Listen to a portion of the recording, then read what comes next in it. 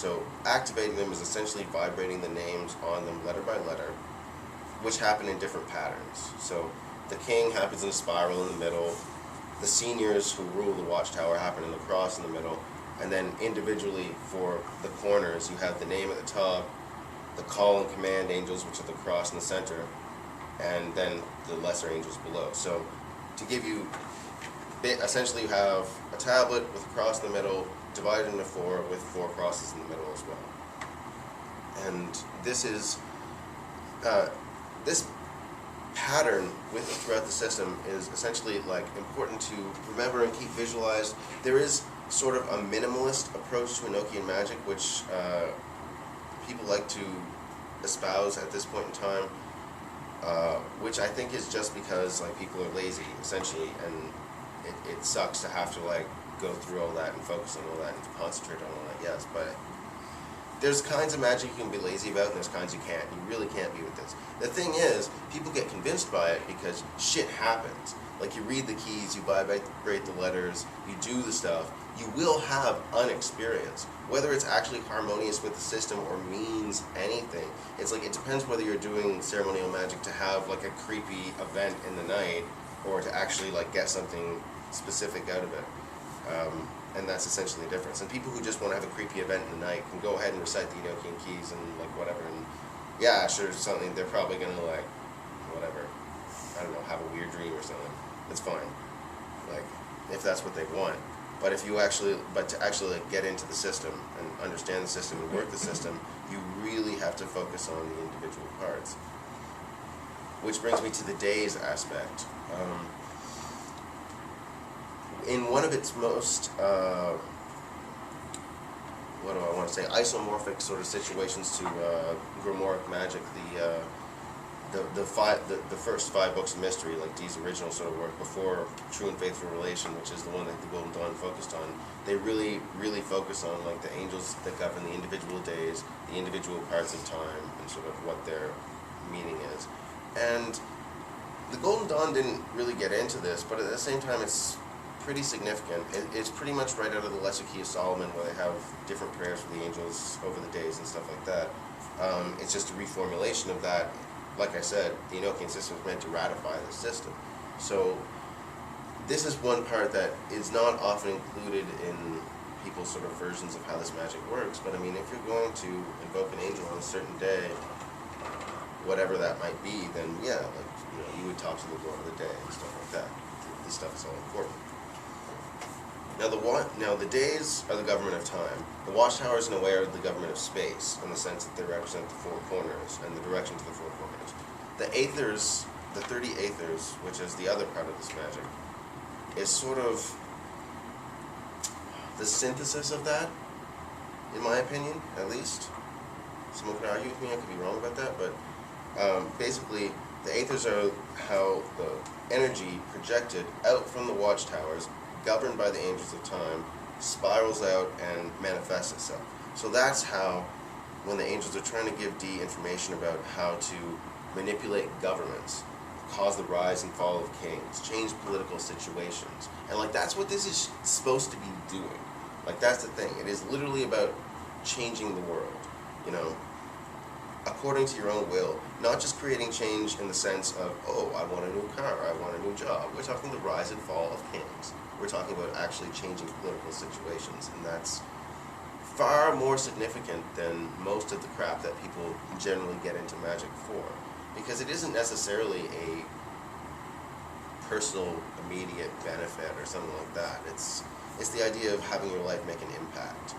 And Enochian magic, in theory, gives us the tools to do this. Each of the aethers has its own governors, and the governors are the ones that are supposed to do this. And you can look in any sort of book on Enochian and see who governs what or where and blah blah blah. And sometimes the words are really, they're esoteric old names for different places. So, but you know, you can Google that shit. It's fine. So these are like the 3 parts of the system, and each of them can be worked individually, and they can all be worked together. And I think that it's important to do both and to see how both works. I mean, the Book of the Law says success is your proof. So the question is, you can only gauge success by what you intend to come out and do. If you don't know, if you're just doing whatever, you don't have a clear goal, then there's no chance of success, because there's no way of measuring success. The fact that the 4 watchtowers represent the 4 horsemen is tremendously significant. There's a sort of common misconception that the 4 horsemen correspond to like war, famine, whatever. That's a convention of Renaissance art, which is interesting and a cool way of depicting it or whatever, but it's not actually in the Book of Revelations. The only one that's named specifically is death. And really, people need to look very seriously at the Book of Revelations and what it's saying in there. The history of this book is kind of interesting, because it was not included in the conventional Catholic canon sort of as part of their theology, really. Essentially, they were in competition with 2 other Christian churches before the year 300, when they were trying to come up with what was actually going to be the Catholic Bible, basically, because there's a shitload of books that came out that are all related to the same type of Christian literature. And there were 2 competing sects which had picked the same book for their like eschatology, for their end times, whatever. And they picked Revelations essentially just because it was not what the other 2 churches had selected, and it was like the different one. But it doesn't seem to fit with the rest of their canon. I mean, Jesus is like a war machine in this book. He's like, battle Jesus, which is pretty sweet. And actually, if you think about it, it does kind of make sense. And particularly, being a Thelemite, I connect this to the Book of the Law. We're told that we're after the apocalypse is initiated and Aleister Crowley becoming the Beast 666, we have the Age of Horus, who is the crowned and conquering child, but specifically, as it says in chapter 3, the God of war and vengeance. And I have often said, because Jesus is the revenge machine in the Book of Revelations. And like I say, if you came down to experience human suffering with human beings and they tortured you and killed you, you want fucking revenge. Like, there's a harmonious aspect to that. I was recently reading this bit in Michael Aquino's History of the Church of Satan, where he kind of says, and Crowley's just re-imaging Christianity because his Horus is just a Jesus. I'm like, wow, you're the first person who ever got that right that I read. It's like you think that you're discrediting this, but you're actually completely confirming it. But he's an idiot. So anyway, this is where the Book of Revelations, you kind of see the significance of the number 7.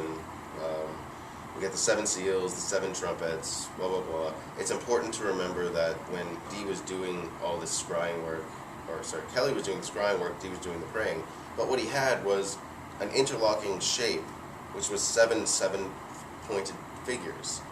Like, the number 7 was incredibly significant in how they focused the energy to get it to the point where they could actually look at it and see it in the crystal at the time.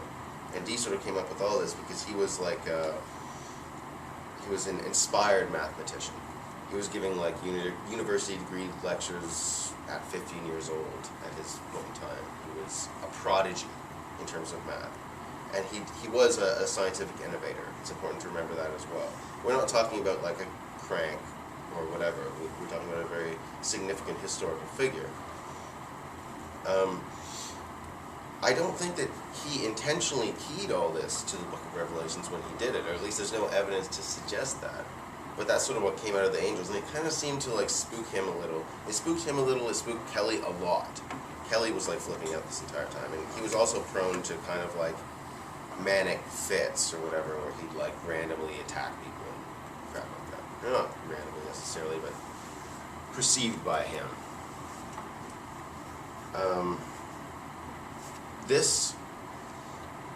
The way that this system is laid down in terms of the 4 and the 7 and the 5 in terms of the pentagram is kind of the basis for Western ceremonial magic.